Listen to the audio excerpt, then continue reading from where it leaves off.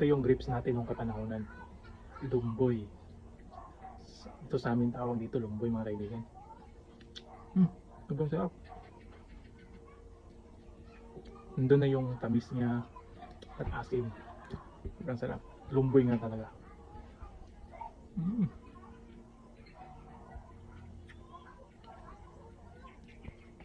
Sarap mga kaibigan. Sobrang sarap ng lumboy.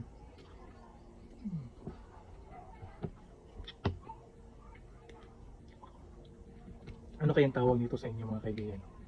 Itong klaseng prutas na to dito sa amin, lumboy to eh. Sa inyo kaya, anong tawag dito sa inyo?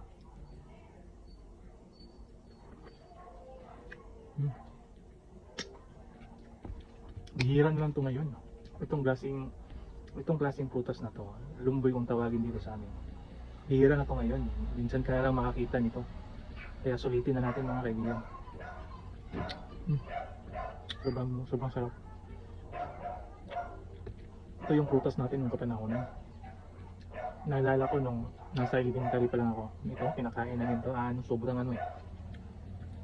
May nagbibinta dito. Piso lang. Tapos, yun yung snack namin.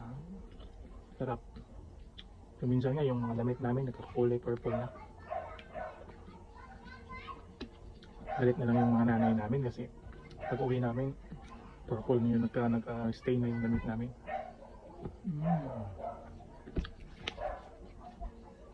Mayroon din yung isa, lapote. Alam niyo yung lapote. Sarap din yung lapote. Parang di siyang ganito, parang di siyang lumboy. Tignan niyo yung tangko mga kaibigan. Kulay purple na.